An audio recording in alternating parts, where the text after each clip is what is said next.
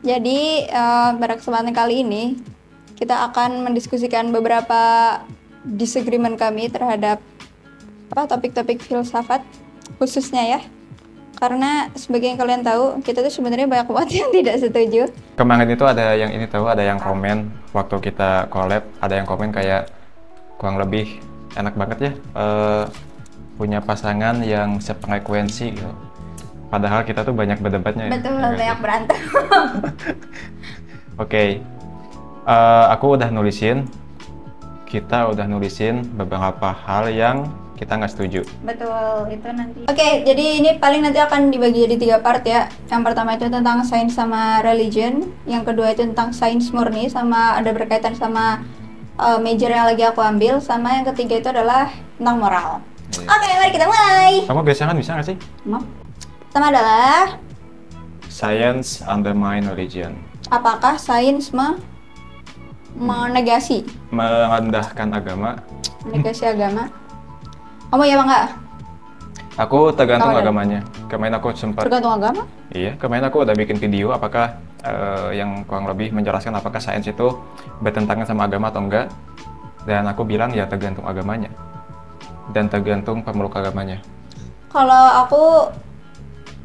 Kalau dibilang science undermine religious explanation, iya beberapa ya, khususan terhadap penjelasan natural phenomenon itu kan emang dari dulu udah ya perlahan-lahan emang diganti. Contohnya apa? Ya, dulu kan kita manusia terbuat dari tanah. berarti itu itu udah beneran loh. berarti itu Kan udah saripati-saripatinya. iya, berarti itu udah Astagfirullah. dibang sama sains gitu ya. Bisa dibilang. Kalau enggak ya yang kita mengambil contoh dari agama yang tidak mainstream ya, yang kayak Zeus, gitu, yang dewa-dewa gitu, penjelasan agama, penjelasan ya mitologi sih masuknya ya. Nah, sekarang udah Tapi berganti. ini loh, kalau dibilang apakah sains betul-betul mengundermine agama, misal mungkin untuk orang seperti Ken Ham atau Harun Yahya, Zakir Naik, mungkin itu iya ya bahwa sains itu betul-betul mendibang mereka gitu loh. Tapi untuk orang kayak William Lane Craig misalkan atau Francis Collins yang dia tuh percaya evolusi, dia menerima evolusi, tapi dia juga masih seorang Kristen. Dia peraih Nobel juga tuh. Yep. So dia peraih Nobel tapi dia masih percaya sama evolusi. Jadi apakah itu mengundermine agama atau enggak? Kalau kasusnya kayak gitu sih kayaknya melengkapi ya, kayak dalam tanda kutip menguatkan. Cuma aku tuh ada kasus yang aku pikir sangat familiar sama terkenal ya, kayak religious experience. Oke. Jadi religious experience itu kan bisa dibilang kayak sebuah bukti ya bagi ini ada loh sebuah keadaan mistis, sebuah keadaan yang emang susah dijelaskan oleh sains. Malah ternyata bisa dijelaskan oleh sains kayak gitu kan. Tapi kebenarannya atau kayak isinya itu tuh belum tentu di-undermine sama sains gitu loh konteksnya. Value-nya, truth-nya. Jadi meskipun sains itu bisa menjelaskan how people could feel mekanismenya lah ya. Tapi kayak inti dalamnya konteksnya itu kayaknya belum deh. Tapi sains So iya apa enggak? Nggak bisa jawab iya apa enggak tahu. Soalnya kalau kita baca The God Delusion Dawkins dan teman-teman New Atheist lainnya ya, tentu saja kalau sains itu betul-betul kayak bisa gitu loh mengundermine agama. Kenapa? Karena yang mereka serang memang adalah kaum fundamentalis. Ya nggak sih? Jadi kalau misalkan apakah bisa, tapi gini deh, apakah sains mengundermine agama? Aku pikir enggak. Tetapi apakah sains mengundermine fundamentalis agama? I think yes. Kalau aku lebih ke penjelasan agama sih, pelan-pelan digeser sama penjelasan sains, apalagi sama yang kelihatan yang empirical kayak gitu loh. Nah, tapi yang kamu maksud sebagai penjelasan agama itu tuh adalah penafsiran akan agama, tau? Itu jadi banyak kayak gitu. Iya, jadi apa yang kamu sebut sebagai penjelasan agama itu tuh bukan satu-satunya penjelasan agama. Enggak, maksudnya kayak yang di Quran deh, misal kayak ada The Bible lah, gue aman. The Bible. Disebutnya ada The Bible. Oh kan bukan orang Kristen. Misalkan yang di Bible lah, yang bahwa manusia diciptakan dari debu gitu. Jangan yang itu, yang kayak proses hujan, kalau enggak proses apa gitu. Yang kayak gitu, yang pelan-pelan tuh mulai di apa? Ya di undermine gitu. Contoh, Kalau contoh. hadis deh. Hadis. Hadis yang itu yang cewek dari tulang rusuk Adam. Oh, iya. Kayak gitu. Tapi gimana kalau Emang misalkan ya. ada beberapa ulama yang kayak, nah ini kan tidak apa ya? Ini tuh tidak literal, tapi ini tuh kayak metaphorical atau simbolis. Ya balik lagi, gimana cara kita tahunya kalau itu metaphorical apa bukan? Nah, tanya sama ulama. Ulama juga mempunyai kriteria tertentu. Apakah ini ayat mutasyabihat misalkan? Apakah ayat yang mesti diterjemahkan secara literal? Itu kan ada step-stepnya tuh.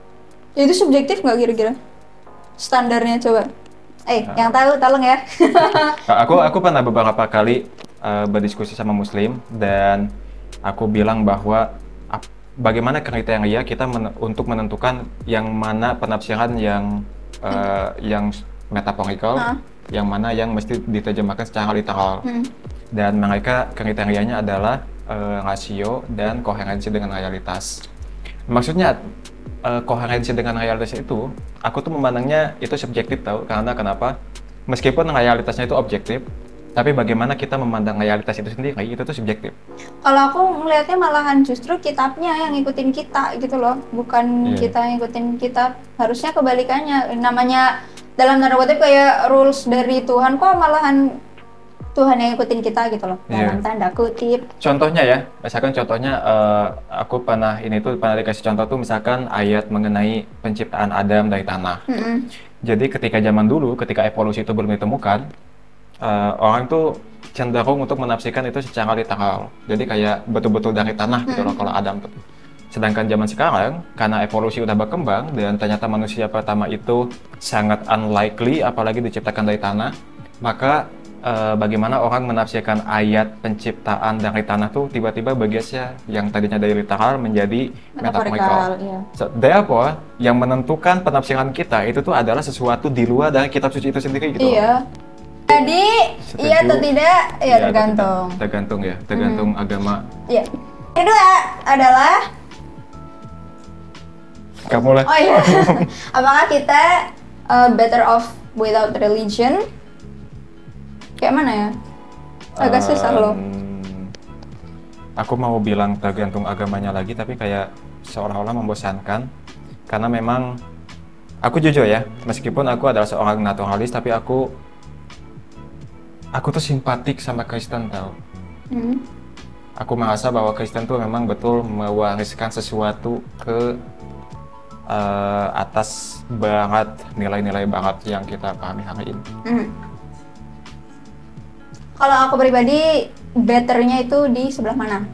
Kalau di pengetahuan, mungkin bisa digeser religi sama agamanya. Yes, perhaps we are better off without religion in that sense. Tapi kalau misalnya untuk hidup atau untuk keseharian, kayak gitu-gitu masih perlu loh. Maksudnya kan nggak semua orang itu bisa hidup tanpa agama gitu. Pasti ada orang-orang yang kayak butuh lah sandaran hidup, gitu masih butuh gitu loh. Jadi, so pragmatically, yes. Kita masih butuh gitu loh. Iya sih, di bagian itunya aku setuju ya. Jadi tadi aku ngomong soal nilai-nilai barat ya, tapi mungkin ini akan terkesan sedikit berkontradiktif karena aku memandang kalau moralitas itu bukan dari agama. Jadi ketika aku bilang bahwa kita tuh lebih baik pakai agama, itu tuh bukan dalam hal moral ya, tapi dalam hal pengharapan. Jadi orang tuh kayak bisa mendapatkan meaning, tujuan hidup, atau bisa hidup lah ya, bisa hidup lebih baik. Dan ada ini loh, ada harapan dari agama. Maksudnya kan kalau misalkan aku tuh ada kasus kayak orang itu dia kehilangan suaminya, terus dia nangis kayak berat banget, tapi dia tuh ada satu hal yang membuat dia tetap hidup dan tetap bahagia, yaitu keyakinan bahwa setelah kematiannya dia tuh akan ketemu sama suaminya lagi di kehidupan yang lebih baik di surga gitu loh. Is that religion? Yes, itu dari agama loh. Tapi gini, kalau kayak gitu, is it a right thing to do to dalam tanda kutip coerce kayak memaksa mereka untuk menerima kenyataan daripada hidup dalam imaginary atau dunia fiktif kayak gitu. Kayak gimana coba? Tapi I will say that it is the right thing to do, tapi aku nggak tahu ya karena ini baliknya ke moral. So I think because it's about moral, then I think it's kind of hard to decide whether you right or wrong, but lebih tepatnya mungkin baik atau enggak, baik atau buruk. Kalau baik atau buruk sih ya buruk lah ya. Maksudnya dengan kalau kita maksain. Tapi gimana kalau misalkan aku pikir yang barusan aku katakan ya, itu tuh bisa dibantah kayak misalkan ketika orang mabuk ngobat, itu kan mereka jadi merasa lebih baik. Oh iya. Apakah itu hal yang itu aku nggak bermaksud menyamakan agama dengan obat ya atau kemabukan ya. Ikut-ikut neneng Karl Marx. Tapi itu loh, jadi maksud aku agama itu adalah sesuatu yang bisa dipakai untuk membuat orang itu lebih baik. Misalkan, aduh kehidupan gue kok sekarang kayak jelek gini sih, makanya gue butuh kehidupan di surga nanti gitu lah, yang lebih baik, dijanjikan kehidupan yang lebih baik di surga nanti. Jadi kan itu salah satu peran agama tuh. Dan itu lebih sehat, lebih nggak ada pengaruhnya ketimbang obat. Iya. So is that good? Ya kalau good mah good. Tapi salah. Iya. Tapi salah, ya itu ada di dua domain yang berbeda sih ya kalau ngomongin benar sama baik gitu. Tapi aku mesti menyadari ya bahwa selain dampak positifnya, itu juga banyak dampak negatifnya gitu. Jelas. Apapun loh, nggak cuma agama doang. Tapi aku nggak tahu deh, apakah lebih banyak negatifnya atau jahatnya. Soalnya aku pikir Stephen Weinberg ya yang bilang kayak good people doing good thing, bad people doing bad thing, but when good people doing bad thing, it's religion. Dalam arti agama tuh mampu untuk membuat orang baik untuk melakukan hal yang jahat, dan mereka tuh nggak merasa jahat gitu. So maka itu ketika udah kaitannya sama bener atau enggak, itu tuh religion should go away gitu loh. Ya, tapi ketika berkaitan sama good or bad, perhaps. So are we better off without religion? Intellectually or cognitively, maybe. Aku mau bilang iya tapi ya gimana ya? Kamu gimana pendapat kamu soal kemarin John Lennox yang bilang bahwa yang membuat Eropa maju sainsnya, ilmu pengetahuannya, itu tuh karena Kristiani loh. Dia argumennya kayak Galileo, Newton, Copernicus, itu mereka semua Kristen. Dan kalau kamu tahu, perkembangan ilmu pengetahuan itu tuh terjadi di negara Kristen, bukan di negara Asia, Cina, dan sebagainya. So, agama has something to do with this perkembangan ilmu pengetahuan. I think the spirit, yes. Tapi the truth, enggak sih. Kayak apa yang ada di penemuan mereka itu, I think di luar agama loh itu. Maksudnya di luar ajaran agama. Tapi the spirit, kayak iya. Kan di Islam juga gitu loh. Iya. Jadi agama tuh kayak ngasih fondasinya doang untuk ayo pahami alam gitu loh. Ayo belajar gitu. Ya sama aja kayak ibu, kayak misalnya ketika ibu nyuruh anaknya ayo belajar, terus anaknya kayak bisa dan dia mungkin menemukan sesuatu, what does that have something to do with his mother gitu loh. Ibunya tuh cuma berkontribusi menyemangatin doang. The truth ya anaknya nyari sendiri. Iya.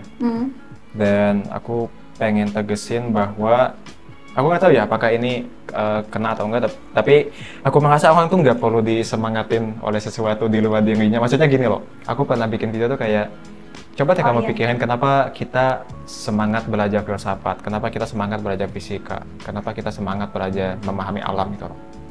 Apakah itu karena disuruh oleh sosok higher being yang menyuruh kita untuk memakai akal, atau itu karena kita senang aja gitu? Well, kalau di psikologi itu ada yang namanya humanisme Abraham Maslow.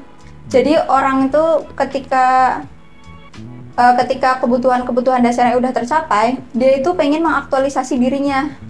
dia tuh pengen apa dan mengaktualisasi itu, dan dia tuh devout untuk ngejar suatu itu gitu loh. Kayak misalnya aku kebutuhan makan udah kecukupan, kebutuhan dasar udah kecukupan, kebutuhan aku percaya diri, aku dapat support ini dan lain sebagainya. Aku tuh seek something else untuk ngebuat atau membuktikan atau menunjukkan lah kepada dunia aku tuh siapa kayak gitu loh. Aku tuh potensinya seperti apa kayak gitu loh.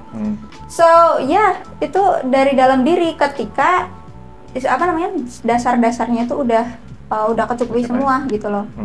Jadi actualize. Aku ketika kamu ngomongin soal Abraham Maslow barusan, aku jadi ingat kayak mengapa ya suatu wilayah, suatu negara itu tuh kaya sedangkan suatu wilayah lain itu miskin. Ada yang bilang kan bahwa ini loh yang menyebabkan suatu negara tuh kaya, yaitu ilmu pengetahuan. So therefore kita mesti memajukan ilmu pengetahuan. Tapi dari apa yang kamu ucapkan barusan, berkontradiksi sih. Aku tuh malah meyakini bahwa justru bukan karena ilmu pengetahuan makanya suatu negara itu maju. Justru negara ini maju dulu, baru ilmu pengetahuannya maju gitu loh. Berarti kan kebutuhan dasar dulu kan ya? Kebutuhan dasar dulu. Prabowo ya? Berarti benar MBG. Iya. Aku ini bakal diupload sih dan baru aku jadi Prabowo, aku nggak ada komen ya. Prabowo menggunakan Abraham Maslow. Jadi paut dulu. Iya, dasar dulu baru nanti orang-orangnya mengaktualisasi diri. Oke, yang ketiga adalah can science disprove God? Ini agak susah ya, karena kembali lagi definisi Tuhannya kayak apa. Iya. Aku bukan sok-sokan menjadi Jordan Peterson ya, but what do we mean by God? Sama dulu nggak ini kita, kalau aku definisi Tuhan, aku nggak tahu kenapa, tapi aku tuh lebih prefer kalau Tuhan itu empiris. Kenapa? Karena biar tahu gitu loh. Kalau misalnya, apalagi ketika Tuhannya itu Tuhan Abrahamik yang kayak udah dijelaskan dan dideskripsikan di dalam kitab, aku pikir it has something to do with empirical or material world or things. But ya aku tahu sih nggak mesti kayak gitu loh. Tapi ketika kita ngomongin soal Abrahamic God, kayak the God of the Bible, the God of the Quran, mereka itu adalah Tuhan yang dia tuh melampaui alam gitu. So science, aku pikir kita belum membahas apa itu science dan bagaimana batasannya. Oh iya. Tapi aku percaya kalau science itu sangat terbatas, utamanya terbatas pada alam saja. So, untuk sesuatu yang di luar alam, itu tuh udah bukan urusan sains lagi. Dan ketika orang teis mengklaim bahwa Tuhan saya ini adalah Tuhan yang melampaui alam, jadi kita tuh mesti pakai tools yang dia tuh mampu untuk melampaui alam gitu loh, bukan hanya terbatas di alam saja. Nggak hanya kita perlu tools itu, kita juga perlu mempertanyakan kita tuh bisa apa enggak loh untuk melampaui yaitu batas itu gitu. Bunga Gembul bilang nggak bisa. Aku masih percaya kalau kita bisa. Aku juga, makanya it has to be material. No. Kalau aku ya. Aku percaya kita tuh bisa memahami Tuhan tuh seperti apa dan apakah Tuhan teistik yang ada atau justru dunia yang naturalistik yang ada. Tapi bukan pakai sains loh. Pakai apa? Pakai filosofi. Susah. Emang nggak membawa kepastian? Ya iya, cuma kayak masa kayak gitu doang. Ini akan berkutat kepada gimana hal yang psyche atau hal yang ide di mental atau hal yang metafisik seperti itu has something to do with this physics. Oke, aku tanya dulu sama kamu deh. Kan kamu percaya bahwa sains itu bisa membantah keberadaan Tuhan. Yang mana Tuhan itu? Sebenarnya nggak membantah juga sih, bisa aja membuktikan Tuhan loh. Kalau Tuhannya metafisika, material. Oh ya, oke. Jadi kamu percaya bahwa bahwa sains itu dia tuh bisa dipakai untuk membuktikan dan membantah keberadaan Tuhan. Like how? Bagaimana sesuatu yang dia itu terbatas pada alam, dia bisa membuktikan keberadaan atau ketiadaan sesuatu yang dia tuh tidak ada di luar alam atau yang melampaui alam. Ya, perhaps there is nothing kecuali alam. Ya, tapi bagaimana cara membuktikannya? Gimana cara membuktikannya? Apakah evolusi bisa membantah Tuhan misalkan? Kayak mana? Nah, aku nggak tahu. Apa loh? Maksudnya tiba-tiba evolusi maksudnya? Ya kan kamu percaya bahwa sains itu bisa membantah Tuhan. Bagaimana caranya? Caranya ya belum tahu. Orang tuanya aja belum tahu lagi mana sih? Gak tahu. Cuma aku ngarepnya ke situ. Kenapa? Karena I think it will be accepted to all human being. Ya memang nggak ada kespesialan pada human being, cuma karena biar apa? Biar sama loh, semuanya bisa menerima. Paham gak sih?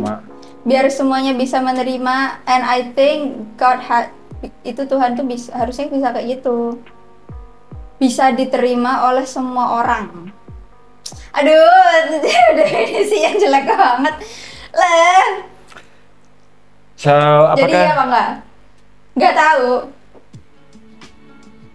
Itu jawaban yang masuk akal sih, maksudnya apakah sains itu bisa membantah Tuhan?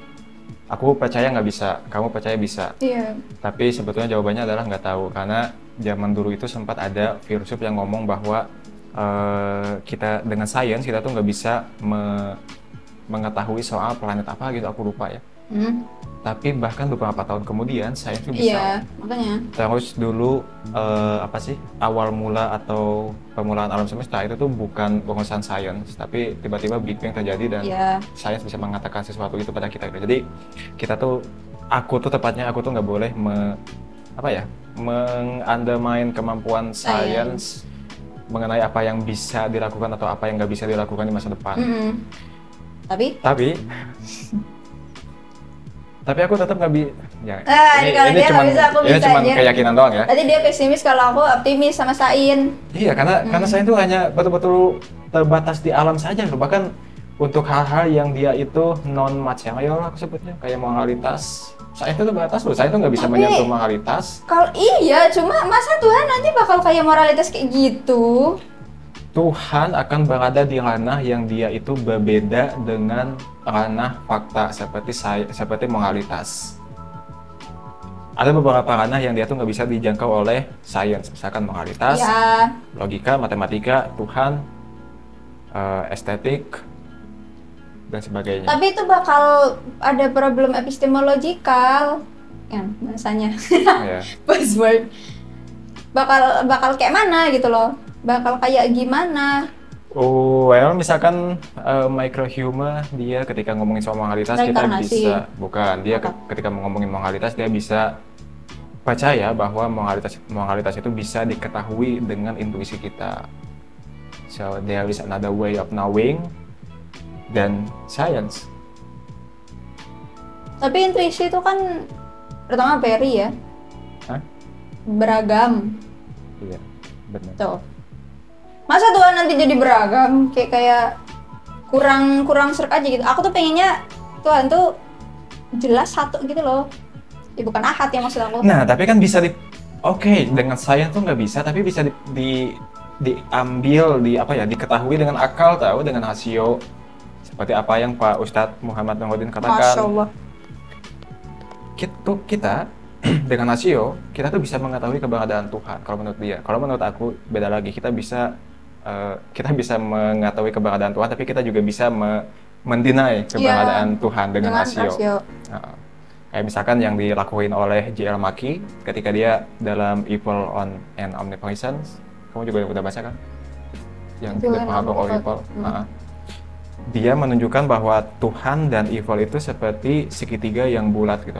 Jadi Tuhan dan evil itu adalah sebuah hasil dari rasio. Jadi dengan rasio kita bisa mengetahui keberadaan Tuhan, tapi kita juga bisa membantah keberadaan Tuhan. Jadi gimana tuh? Nah, yang nggak bisa satu-satunya dibantah tuh empirical, makanya. Ya, bagaimana bisa membantah empirical kalau Tuhan itu tidak empiris? Ya berarti makanya harus empiris dulu. Ya gimana dong untuk sesuatu yang non empiris menjadi empiris? Nah, kamu kenapa tiba-tiba pengennya nggak empiris? Aku juga kenapa tiba-tiba pengennya empiris sih, cuma... aku pengennya Tuhan tuh empiris, tapi dia tuh bukan hal yang empirik. Dari mana kamu drawn conclusion itu? Dari klaim yang diyakini oleh para ateis. bahwa Tuhan saya itu non-empirical. Non-empirical tapi sifat-sifatnya bisa jadi metafora sih, cuma kayak dia tuh ya dibilang maha lah, terusan dibilang dia ada ikut campur dengan dunia inilah, gitu-gitulah. Itu harus ada bridge loh di situ loh. Kamu aku ngebelur. Kamu mencoba untuk mengatakan seperti seperti apa yang dilakukan oleh Dawkins dalam The God Delusion ketika dia ngomongin soal eksperimen doa. Kasih bahwa dia melakukan Templeton Foundation kalau nggak salah yang melakukan eksperimen doa yang yang mana doa itu ternyata nggak terbukti lah, nggak berhasil lah. So ketika sains mampu mendibang doa dengan eksperimen doa tersebut yang gagal, apakah itu membantah keberadaan Tuhannya atau itu membantah keyakinan atau membantah klaim bahwa Tuhan mengabulkan doa? Ya klaimnya. Nah, bukan Tuhannya kan? Terus? Nah, berarti Tuhan tuh bukan betul-betul sesuatu yang bukan empirical karena kita nggak bisa membantahnya dengan empirical means. Ya karena di empirical pun dia nggak ada gitu loh. Oke, apakah sesuatu yang dia tuh nggak ada di empirical ya berarti world, tidak ada gitu. Apakah berarti dia tidak jelas ada? Enggak, cuma Enggak ya kan? Aku bisa nunjukin banyak banget hal yang dia tuh tidak ada. Coba, moral kan nggak ada di empirical tuh. Ada apa enggak? Ada. Aku cenderung ada ya. Kalau untuk moral, aku percaya kalau Aku pikir moral cuma buatan kita, astagfirullahaladzim. So, kita kan dulu berdua pernah podcast sama Dr. Shafralandau kan. Dan aku sekarang lebih cenderung bahwa aku tuh moral realis. Aku percaya bahwa ada kebenaran moral yang dia itu non-natural. Maksudnya non-natural itu bukan supernatural ya. Tapi maksudnya non-natural itu adalah dia tuh nggak bisa direduksi ke dalam benda-benda yang natural. Ada property, natural property gitu loh. Dan dia tuh nggak bisa iniin sama science. Aku percaya itu. Jadi sama gitu kayak Tuhan, kayak gitu. Pakai intuisi gitu jadinya? Hah? Pakai intuisi? Bukan lah. Pakai apa? Belum tahu. Pakai rasio. Nah kan tadi bisa dibuktikan sama di-deny juga. Iya, makanya kita kayak bermain mana yang lebih kuat-kuatan. Kurang menurut aku. Nah itu tuh kayak ini loh menurut aku ya, kayak ada kuat-kuatan teori nih, penjelasan dari fenomena, bukan fenomena sih, mungkin kita kayak membuat hipotesis lah, kuat-kuatan hipotesis jadinya kayak gitu, tapi ujungnya ada apa enggak kan belum tahu. Aku nyaman dengan ketidakpastian. Apakah Anda juga nyaman akan ketidakpastian? Mau nggak mau. So, terus kenapa menolak metode aku? Kalau misalkan kamu nyaman dengan ketidakpastian, berarti kamu mestinya juga mau untuk menerima metode aku bahwa Tuhan tuh memang ya kita bisa untuk mengetahui. Tapi kan dengan kayak gitu kamu nyaman. Kamu nyaman kan dengan menerima kalau aku nyaman dengan ketidakpastian. Aku bilang bahwa ada banyak argumen yang lebih mungkin bahwa Tuhan itu tidak ada ketimbang argumen-argumen yang lebih mungkin Tuhan itu untuk ada gitu. Dan aku nyaman dengan ketidakpastian ini. Aku setuju bahwa in the end kita nggak bisa tahu apakah Tuhan itu ada atau enggak. Tapi ya balik lagi aku nyaman dengan ketidakpastian ini. Bukankah sains juga soal ketidakpastian? Sains itu tidak mengklaim hal yang absolut.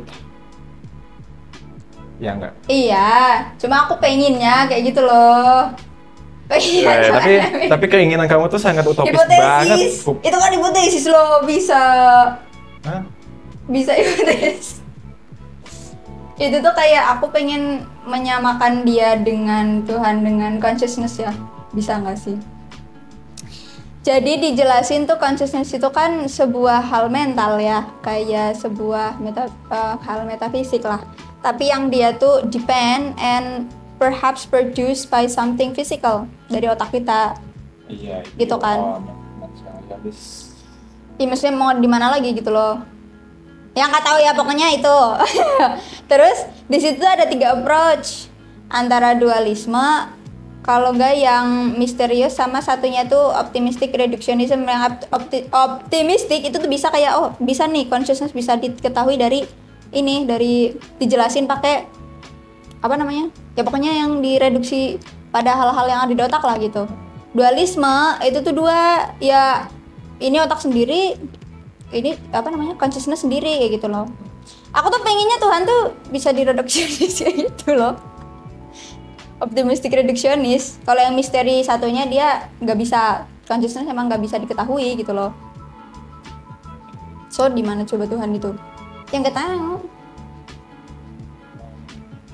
Ya ini juga yang menjadi salah satu argumen dari Schellenberg ya. Mengapa Tuhan tuh begitu tersembunyi, dia tuh nggak jelas gitu loh.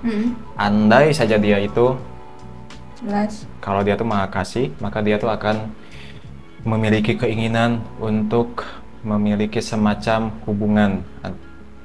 Tapi ya itu untuk Tuhan Maha Kasih, makanya argumen Schellenberg itu untuk Tuhan yang Maha Kasih ya. Kalau misalkan Anda meyakini Tuhan tidak Maha Kasih ya, beda. So, the answer will be nggak tahu. Aku pikir ya nggak bisa, karena sains tuh, balik lagi, sains itu terbatas di ranah natural, sedangkan Tuhan dia itu melampaui alam. Kalau aku kekeh ya, sains sama God itu ada di realm yang sama. Aku sangat-sangat berharap God itu empirical, so bisa di-disprove atau bisa di-prove atau disprove sama sains. Ya gitu deh. Kamu juga berharap ini nggak sih kayak apa? Logic itu empirical? Tapi logik itu ini loh, logik itu sebuah ide loh. Maksudnya kayak sebuah aturan, sama kayak bahasa. Itu nggak, bahasa apa coba? Dia bisa ngapain sama proses hujan? Dia bisa ngapain? Dia bisa nyiptain manusia. Oh, jadi kamu berpikir bahwa logik dan matematika itu dia nggak memiliki semacam intervensi ke dunia-dunia fisik. But do you think that those things exist? Ada. Tapi itu tuh tidak. How do you know that they exist? Do you have some scientific evidence to prove that they exist? Kalau mungkin Kak nggak tahu, nggak ada. Terus kenapa kita percaya bahwa itu ada? Meskipun nggak ada bukti ilmiahnya kalau mereka tuh ada, tapi kita kok bisa percaya kok bahwa it work. Ada. It work. Prinsip-prinsip itu bekerja, logik, aritmetik. Iya, science mengandaikan logika dan matematika, dan kita tahu itu bekerja. But science itu mengandaikan mereka dulu loh untuk bisa bekerja. Ketika sains mengandaikan logika dan matematika, apakah bisa sains itu sendiri dipakai untuk memberi bukti saintifik untuk logika dan matematika? Ya aku berharap sih. Nggak bisa. Nah itu tuh, kamu tuh kayak berharap ada ya, kucing yang dia tuh bisa menggigit ekornya sendiri. Tapi emang ada nggak sih? Nggak tahu. So ya aku tetap nggak. Aku tetap nggak tahu ya. Aku tetap nggak tahu dan aku nggak tahu aku kenapa sangat strict dengan empirik. Lanjut tentang Infinite Universe. Kamu iya apa nggak? Infinite Regress sih lebih tepatnya ya. Jadi kan ya universe itu kan berawal mulanya kayak apa kan ya? Apakah dia Infinite Regress atau dia tuh ada awal mulanya? Kalau aku ada Infinite Regress. Karena aku pikir kayak even the beginning of the universe, it has something to explain. I mean, masih kurang gitu loh. Kayak masih kurang kayak udah bikin drang. Nah, makanya aku tuh pengennya Infinite Regress. Jadi setiap penjelasan ada penjelasannya lagi gitu loh. Sampai infinite. Ini ada hubungannya dengan sebelum aku jawab ya, apakah aku percaya semesta itu infinite atau memiliki awal. Tapi infinite regress ini ada hubungannya dengan argumen kontingensi dari Leibniz. Jadi Leibniz itu kayak di papernya Ultimate of Origination of Things, dia tuh kayak, ini ada buku, dia contohnya buku Element of Geometry. Ini ada buku, dia tuh ngebayangin bahwa buku ini ada series buku ke belakang yang tak terbatas gitu. Jadi ketika kita tanya dari mana buku ini, dari buku sebelumnya. Dari mana buku sebelumnya? Dari buku sebelumnya lagi. Jadi kita selalu bisa menjawab dari mana buku ini, dari buku sebelumnya. Dan kita akan memiliki infinite series of these books. Nah, pertanyaannya adalah, kata Leibniz dalam sana, kita tuh masih bisa mempertanyakan kenapa ada infinite ini sendiri gitu. Karena apa ada itu ya, chain-nya itu kan. Ada chain-nya itu gitu loh. So, why is there something rather than nothing? Why is there... Kenapa ada infinite books in the first place? I think harus dicari di luar. Di luar dari cuma Leibniz juga ngomong kayak gitu. Cuma alasan jawaban itu tuh bisa lagi infinite gitu loh. Aku pikir itu lebih suitable. Tapi kalau misalkan, penjelasan untuk infinite chain ini berasal dari luar ini, tapi dia juga termasuk sesuatu yang contingent. Maksudnya contingent, dia tuh masih butuh dijelaskan dari sesuatu di luar dirinya. Itu itu nggak menjawab permasalahan infinite ini. Jadi akan masih ada infinite lain lagi. Paham nggak sih? Yang mana harus dijelaskan kan? Dan aku masih bisa mempertanyakan, terus di mana dong? Iya, makanya that's the point. Untuk semua infinite, untuk semua part, ya entah itu part di dalam atau yang setiap unit di dalam chain, entah itu setiap unit dalam chain atau chain itu sendiri, itu tuh selalu punya penjelasan, dan itu tuh menurut aku suitable sama penjelasan infinite regress, karena bagi semua penjelasan pasti ada penjelasannya gitu, walaupun di luar. Iya. Tapi aku sebetulnya untuk menjawab apakah aku suka infinite atau non infinite atau alam memiliki awal, aku kedua-duanya tuh preferable, meskipun aku lebih suka beginning. Karena aku pengen tanya sama kamu, gimana kamu cara menjawab argumennya Al-Kindi bahwa jika if the past is infinite, yang itu, maka kita nggak bakal bisa nyampe ke sini. Maksudnya gini, Re. Aku suruh kamu untuk menghitung dari infinite sampai ke kosong.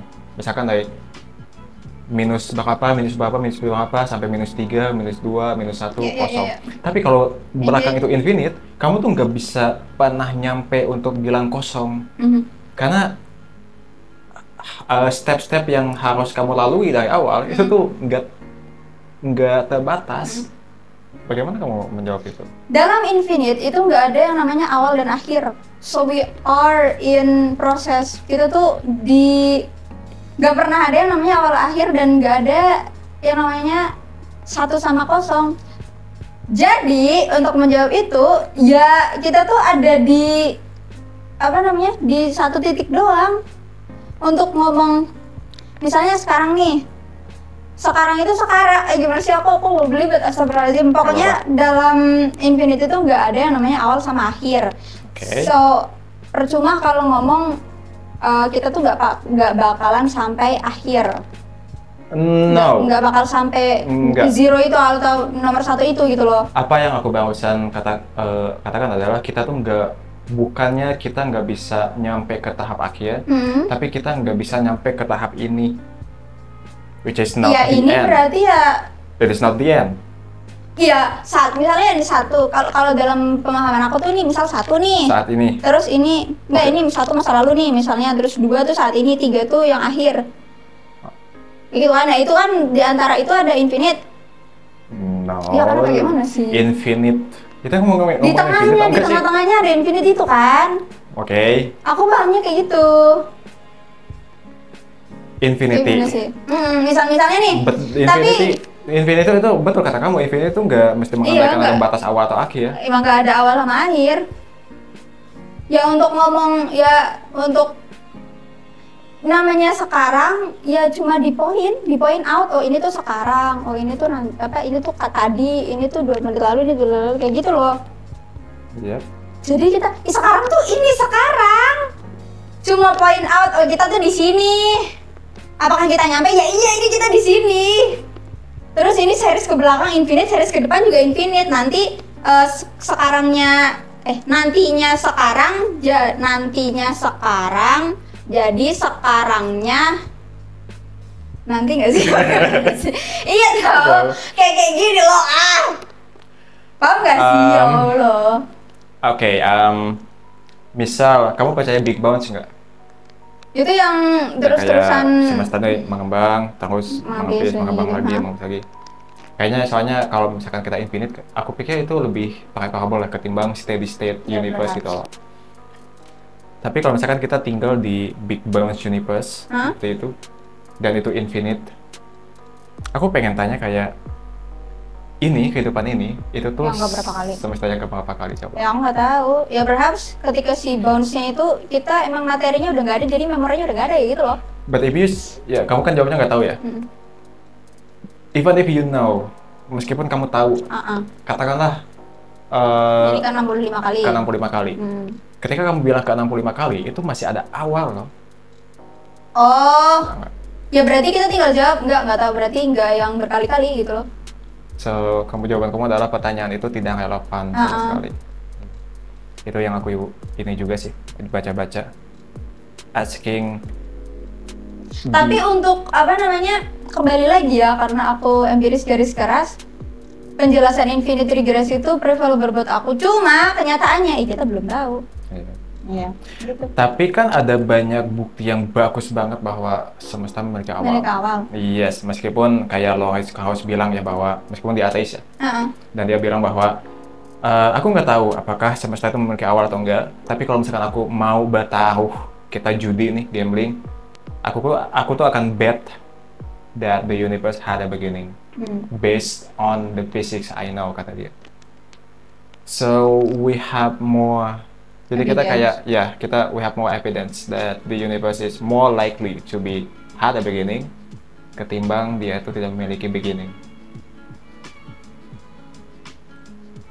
Ya, aku mungkin akan menjawab sama yang itu sih, yang the universe pas di sebelum, agak nggak relevan ya soalnya ngomongin sebelum Big Bang. Cuma sebelum Big Bang terjadi itu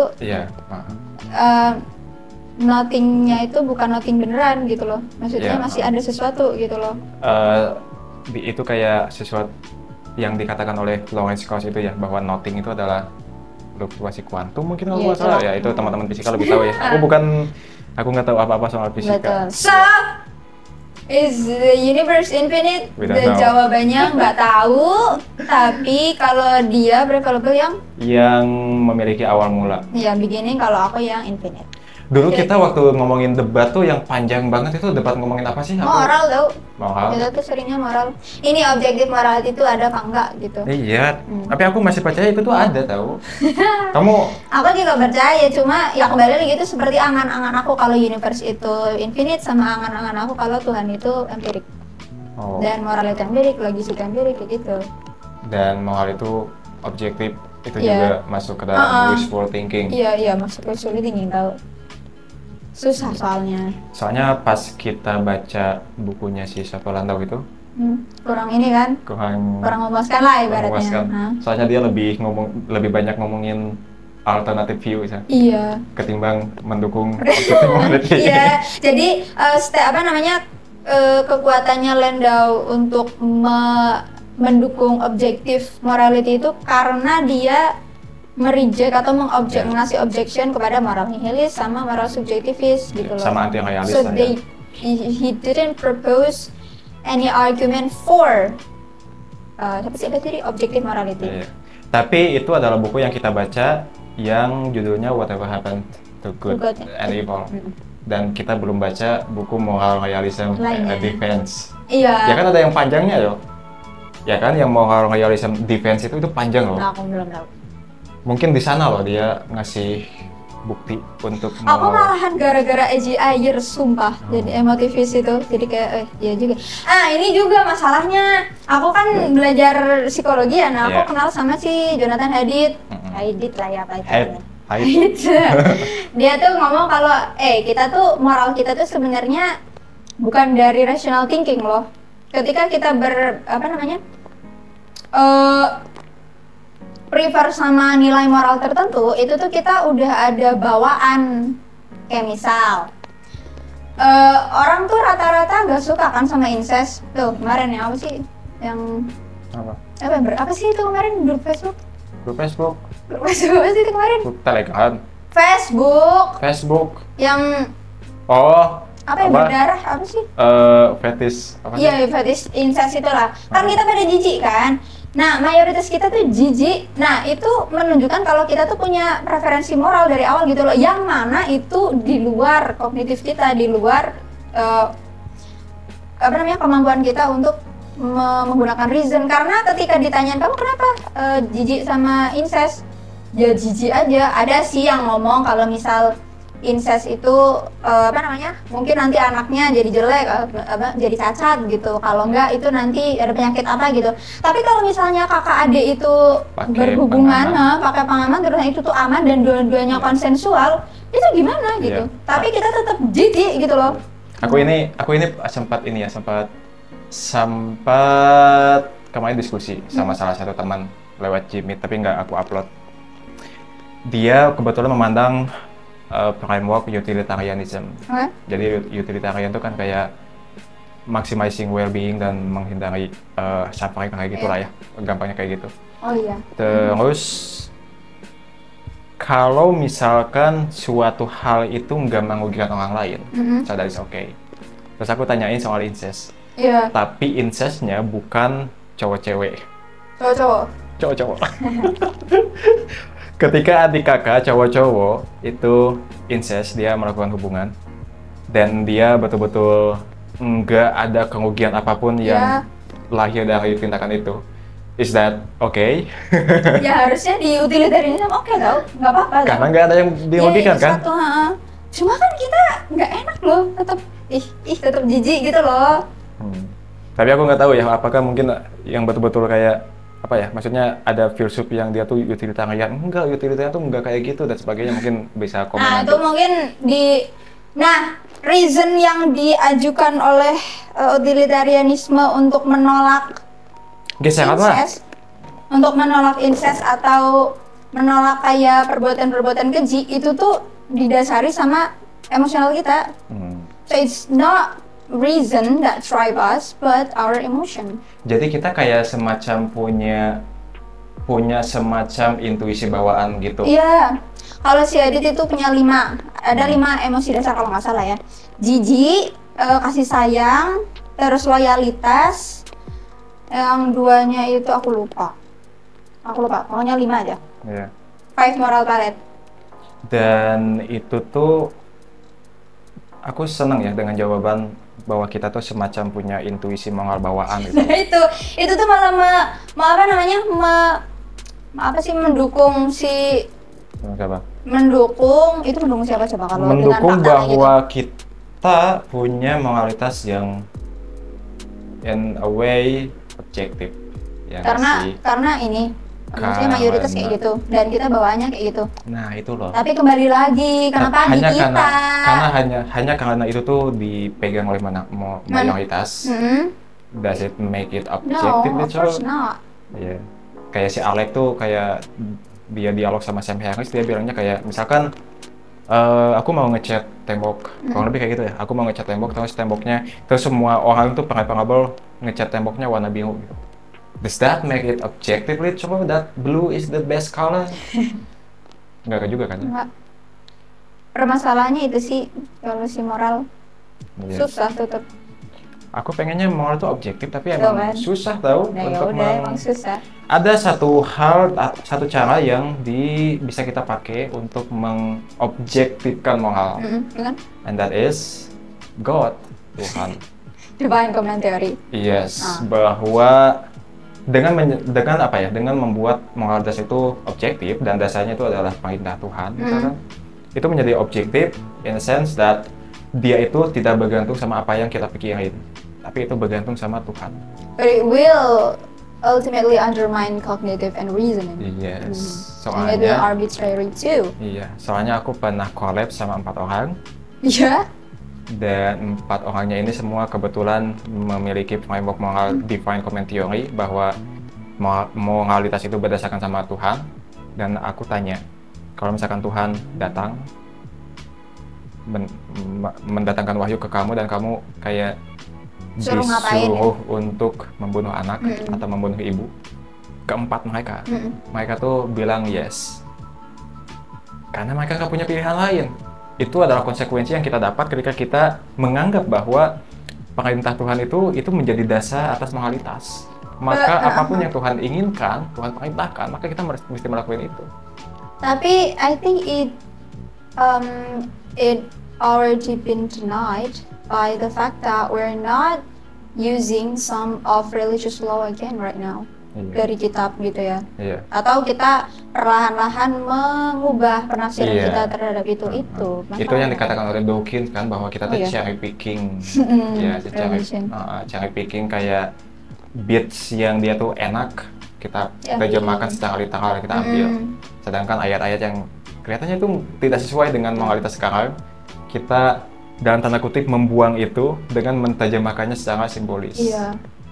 Nah itu masalahnya dengan penafsiran. Jadinya ya kembali lagi religi yang ngikutin kita, bukan religion, bukan kita yang mengikuti religion atau mengikuti Tuhan. Aku suka dari itu religi yang mengikuti kita, bukan kita yang mengikuti religion. Ya. Ujungnya gitu. Jadi apa sih tadi? Apakah moralitas objektif? Pengennya objektif, cuma susah bro. Tapi susah. Tapi aku bersedia sih untuk diskusi sama orang yang kayak subjektivis atau nihilis gitu. Iya. Kayak misalkan aku selalu pengen tanya, kalau moralitas itu nihilis atau subjektif, maka akan ada di masa depan suatu waktu di suatu budaya di mana, maaf banget ya, menyiksa anak kecil sampai meninggal demi kesenangan itu tuh baik. Tapi jangan jauh-jauh loh, kita aja dulu perbudakan nggak apa-apa. Feeding woman is alright. Yes. So. Tapi menyiksa anak kecil sampai meninggal karena kesenangan itu sepertinya lebih ekstrim lagi loh ketimbang perbudakan. Tapi kita ya grow sih. Maksudnya moralnya bertumbuh berganti, moral iklim moralnya zeitgeistnya ganti-ganti. Jadi dalam pandangan moral realism, dulu kita memperbolehkan perbudakan, sekarang enggak lagi. Itu tuh disebutnya adalah moral progress, bukan perbedaan moral, bukan subjektif. Ya, jadi itu tuh nggak menjadikan itu. Tapi dari mana coba kita bisa menilai dan tumbuh itu? Dari intuisi. Mari kita email lagi Dr. Syafa Landau. Ini aku ada pertanyaan menarik kayak gini. Kan orang itu ada yang pengen bunuh diri ya. What should we do with that? I mean, should we allow them to kayak ya udah meninggal mati bunuh diri, atau kita preserve their life? Legalisasi eutanasia. Sama. Atau ya sih. Di Swiss sudah ada loh orang suicide dengan pakai pot itu loh. Jadi dia nggak sakit ketika suicide-nya. Wow, kan alhamdulillah ya. Ya alhamdulillah Indonesia. Kayak gitu. Benar ada Indonesia. Swiss. Oh Swiss, oh iya. Aku pikir Swiss Indonesia. Pakai U. So, are you pro-life? What I mean by pro-life is not pro-birth. Jadi beda ya antara pro-life sama pro-kelahiran. Orang kalau pro kelahiran tuh ya cuma yang penting lahir, so they will deny or they will oppose the abortion. But not with pro life. Kayak siapa sih Siapa? Dedi Jawa Barat. Dedi Kobuser. Bukan. Dedi KDM. Enggak tahu lah Dedi Mulyadi. Iya itu.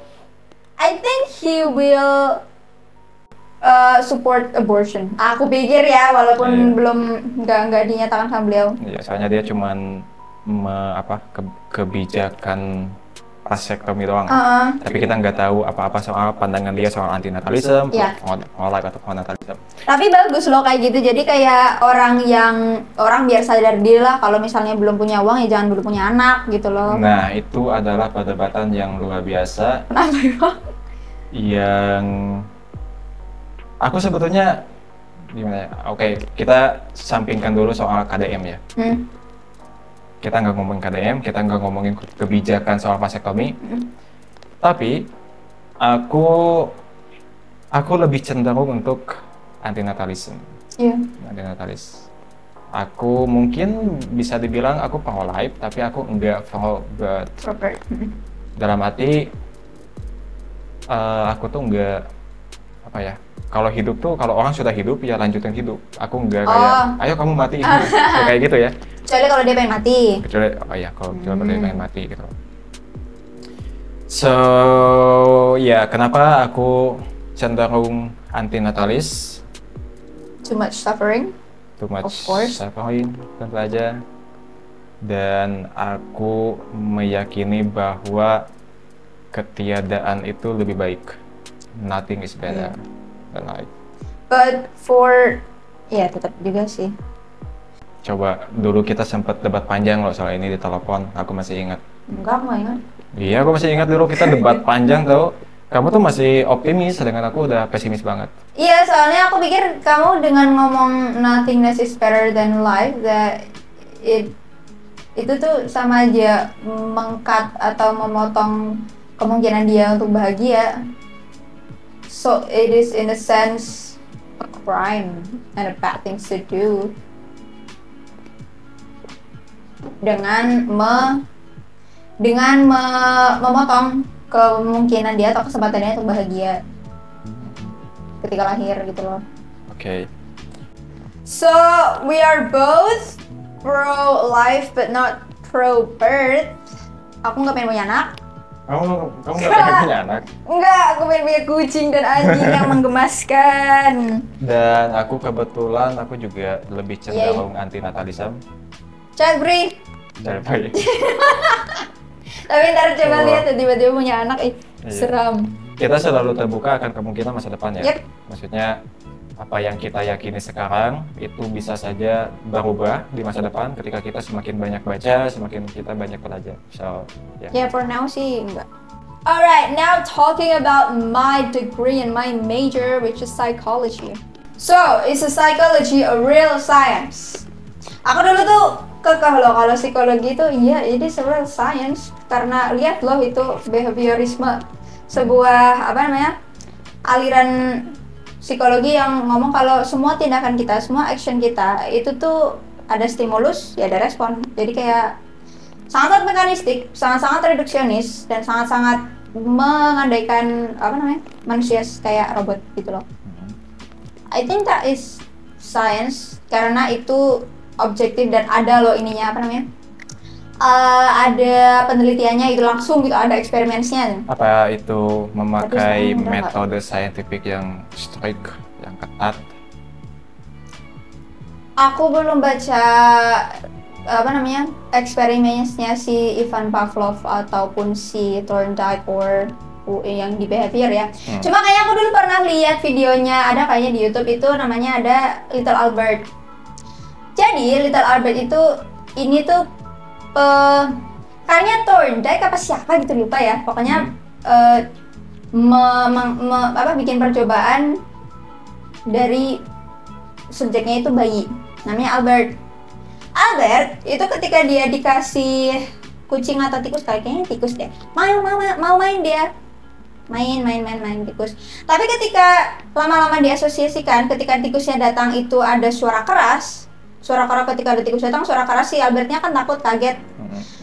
Kayak gitu terus setiap ada tikus, suara keras datang, si dia tak kaget. Kayak gitu terus lama-lama ketika dia melihat tikus tanpa ada suara keras, dia jadi takut sama tikus. Okay. Nah, kesimpulannya adalah conditioning. Maksudnya behavior kita itu bisa di conditioning, bisa di bisa di set, bisa diprogram dengan pembiasaan kayak gitu. And the eksperimennya, I think it is strict. I think ya itu lumayan sih. Maksudnya I think it's kind of legit. So I think yes. Aku Tapi untuk mekanismenya tetap gak tahu ya, soalnya kan di otak gitu loh. Aku nggak tahu apa-apa soal psikologi, but ini kan degree kamu ya, jurusan kamu gitu. Iya, dia tuh dulu ngece-ngece. Tapi aku pengen tanya sesuatu yang lebih ini ya, yang lebih relatable sama masyarakat. Kamu kan baca soal mitos mental illness itu tau? Yes, I read The Myth of Mental Illness by Thomas Szasz. Oke, jadi apakah penyakit mental itu adalah suatu mitos atau dia tuh betul-betul ada? Berdasarkan buku itu ya? So, in that book, and dari Szasz-nya langsung, aku sempat nonton video dia juga. Jadi dia tuh nggak suka dengan psikiatri dan bukan psikologi ya, ini menarik. Kenapa? Karena psikiatri itu tuh ada dua hal. Yang pertama itu ada categorical error dalam penamaan mental illness sama mental disease. Yang kedua itu ada approach-nya political. Kita bahas yang ini dulu, yang pertama ya. Yang categorical error, dia tuh bukan nggak suka ya, emang salah ketika kita ngomong tuh mental disease. Okay. Because for him, disease is empirical, it's medical, strict medical. Dia mendefinisikan disease itu dari Robert Virchow yang kalau nggak salah tuh disease itu adalah perubahan atau kerusakan di organ, kalau nggak di tisu atau di daging atau di mana, pokoknya yang kelihatan dan empirical itu tuh namanya disease. Mental, it's not like that. So mental illness nggak ada, mental illness itu nggak ada. But it doesn't deny that, it doesn't deny that some people are suffering. Some people do suffer. They do suffer from, yaitu dari perhaps mental atau masalah isu-isu mental dan emosional mereka lah. Cuma dia itu menasehati ya kalau sakit itu jangan ke dokter, jangan ke psikiatri, tapi ya entah ke guru atau entah ke ustadz atau ke siapa yang bisa atau ke psikolog ya atau ke terapis untuk mengatasi gejala permasalahan kamu ini gitu loh. It's not a disease. Tapi dengan mengatakan bahwa itu bukan penyakit, itu tidak menghilangkan mental illness-nya nggak sih? Kita hanya mengatakan bahwa ya itu disebabkan oleh misalkan otak yang rusak, which is empirical. Tapi itu nggak menghilangkan mental disease-nya nggak? Maksudnya? Cuman beda penamaan doang. Iya, itu yang juga dikeluhkan atau disesali sama Szasz karena dia dragging public people ke ya ini masalah semantik kayak gitu. Pokoknya problem dalam tanda kutip mental tuh masih ada, and he believe that they suffer, dan mereka tuh shock atau mau dikemanain, cuma jangan di medisin karena ini tuh bukan masalah medical gitu loh. Jadi dia tidak suka bahwa ini tuh adalah masalah medical, masalah medis. Kenapa yang pertama tadi itu sakitnya bukan empirik, sakit mental, skizo, kalau nggak dari brain langsung ya itu tuh nggak sama kayak diabetes atau kanker gitu loh. Dua itu nggak sama, bagi dia kayak gitu. Yang kedua, ini kita udah ya yang categorical error, that mental disease is myth. Yang kedua itu ada pendekatan political. Kenapa dia nggak suka sama psikiatri? Karena diagnosa yang diberikan sama psikiater itu tuh dalam tanda kutip memaksa orang untuk di imprison. Zaman dulu kan orang sakit mental itu kan dimasukin prison dan itu involuntary gitu loh. Tanpa tanpa kepenginnya mereka kayak gitu loh. Tanpa konsensual. Nah, inkonsensual. Yang kedua, psikiatri itu mendiagnosanya itu juga serampangan.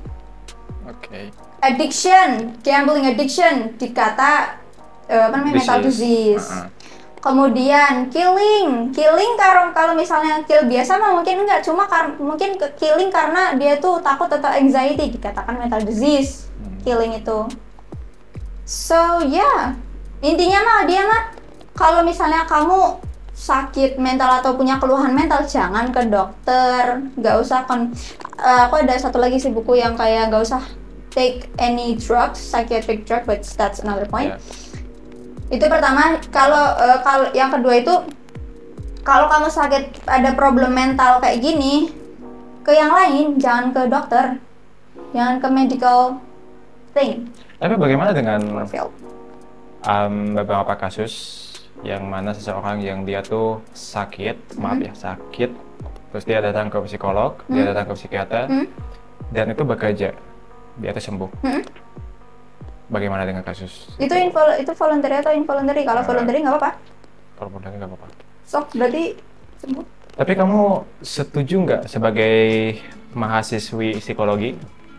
Kamu setuju nggak dengan pandangan si penulis buku itu? Aku setuju karena dia yang Kamu setuju ya? Enggak ada setujunya di yang categorical error itu yang kayak Kamu tuh calon psikolog loh. aku calon psikolog tapi aku tuh aku berdamai dengan diriku kalau aku tuh enggak akan menyentuh pada medical dan aku sadar kalau aku tuh cuma jadi teman curhat atau jadi kayak penerjemah ini orang maksudnya sih masalahnya apa sih. Jadi yang aku selesaikan itu bukan medical but personal issue atau social issue kayak gitu loh. Oke. Tapi kamu cenderung setuju ya sama. Aku lagi baca apa sih yang Daniel Cohen, buku yang dimana dia advice kalau penggunaan atau konsumsi psychiatric drugs itu ada efek sampingnya. Ketika orang depresi minum itu they will get more depressed. Really? Dan bahkan muncullah ini suicidal thought lebih sering gitu-gitu. So they will be more miserable. Bagi dia karena psychiatric drugs itu nggak ada bedanya. It is slightly better than sugar pills. Dan bahkan daripada antidepresan itu mending pil placebo. Karena pil placebo itu nggak ada efek sampingnya gitu loh. Jadi ya itu efek sampingnya dari psychiatric drugs emang ya ngeri namanya narkoba ya. Jadi untuk beberapa orang yang dia tuh kebetulan dia terkena penyakit, misalkan ya aku masih sebut penyakit ya, mental illness, apa yang bisa dia lakukan kalau misalkan ambil obat saja itu malah makin memperburuk dia? Aku pikir dia bisa ke psikolog lah, jelas ke terapis, ceritain apa masalah kamu, gimana kayak ya pokoknya psikolog insya Allah bisa bantu for personal or social problems because we believe that those mental problem itu dasarnya itu personal kalau nggak social problem. Kalau misalnya dia itu brain disease, nggak something else.